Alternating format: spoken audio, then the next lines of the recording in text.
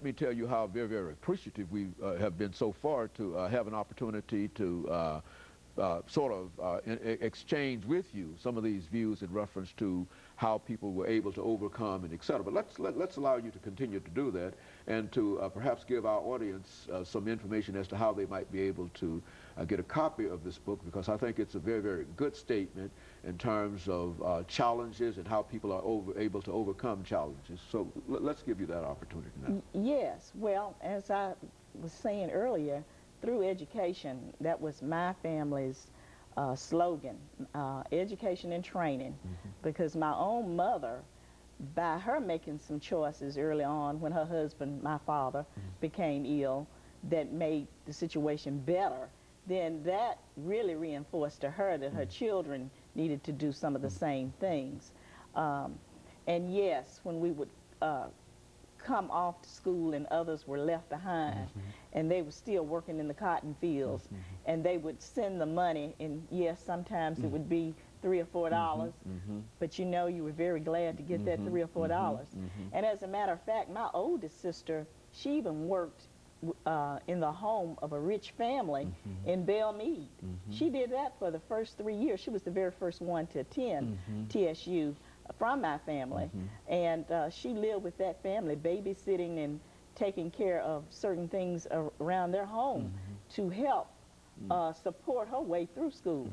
Now we have grants, we have scholarships, we have the lottery where if they make a certain grade average, I mean, there are all sorts of things open up to young people now to have an opportunity to go to college that we did not have.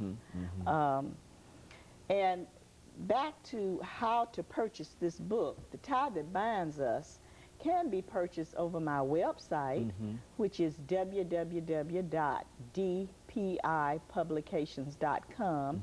The book is also sold at Archivalon bookstore and Tennessee State University bookstore. Tennessee State University Africana Studies program is using my other book. This is my second novel, and they're using that. And there is a possibility that Fish University may use it as well. But I wanted to write this book because I feel like this is not only my story, it's the story of many African Americans in this country. It's my story as well. Go on. Yes. I'm kind of going back now, though, to my childhood and the things that my parents taught us. One of the things was to help each other and to help out in the community. I worked with young people for many, many years with the I Have a Future program, and I currently work with the ASK program. And I've told them this, and they just kind of looked. I said, you know, you all who are on probation, because with the ASK program, they're on probation, your probation officer will have you to do community service. But my mother invented community service because she would, of course, have us do things for our neighbors. You might go to town 15 times a day if there were different elders in the community that needed you to do that. If someone was sick, you might go and clean their house or go grocery shopping or whatever was needed. And I'm so glad now for that opportunity. Back then, I used to wonder, why is she keeping us busy doing these things? But now I certainly understand it. And it taught me giving back, to give something back. And we couldn't accept any pay for doing any of this stuff. So that was another thing that I learned, that you don't always get money for what you do. You do it out of the goodness of your heart.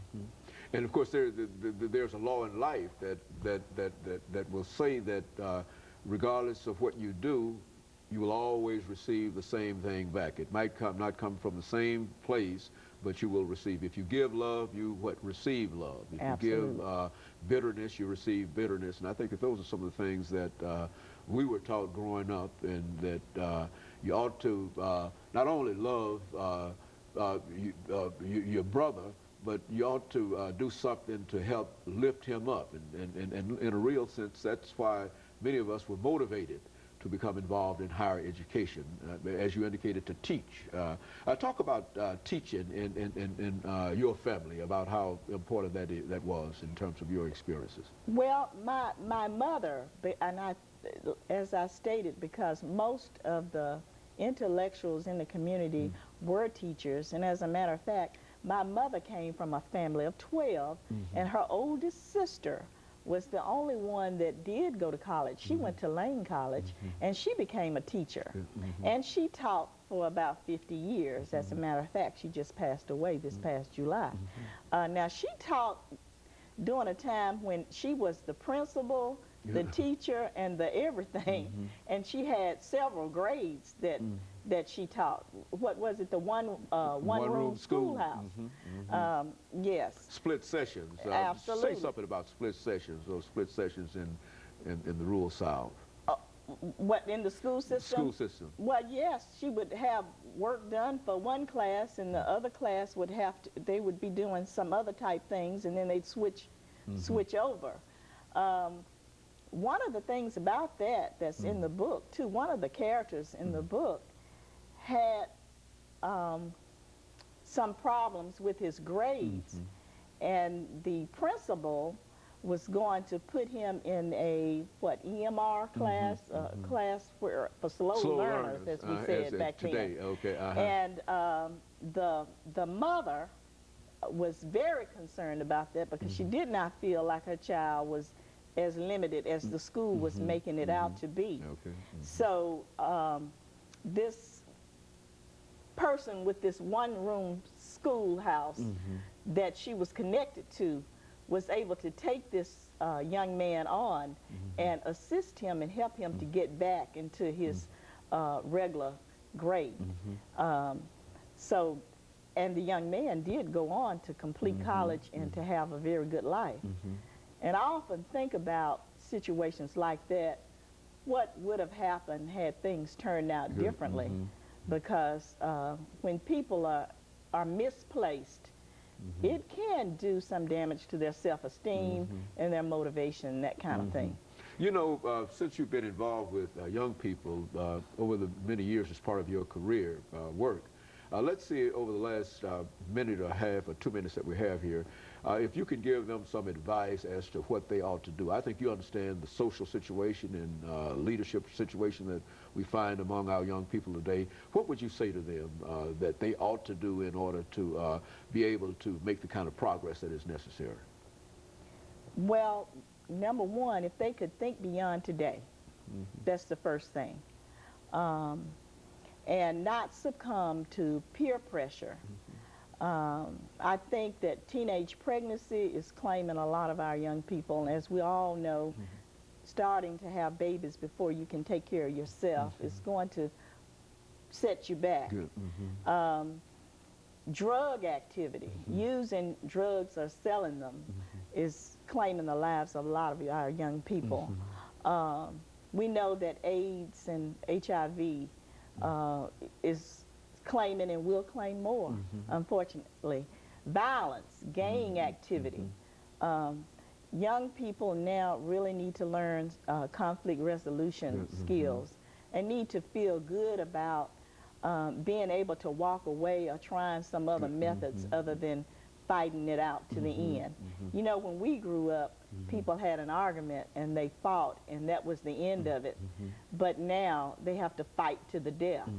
I don't know why that is. But my main thing is looking beyond today, thinking about tomorrow. Very good. And of course, Ms. Berry, let me, over the last minute, thank you for bringing that excellent information dealing with growing up in the rural South. I think that there are those who will probably listen this morning to what you're saying and recognize that you've really painted a pathway whereby people might be able to overcome various kinds of obstacles and make some kind of achievement. And we're certainly glad to have you to give us that information, and we certainly would encourage some of our viewers to check in on this book, The Tie That Binds, because we were very, very impressed with what you wrote in the book. And of course, we are glad to have had our audience with us this morning, and we've got about 10 or 15 seconds left, and We certainly appreciate them being with us, and we will inform them later of some of the things that we are talking about. And we'll be back with you following this very, very short commercial break, and we'll see you again next week.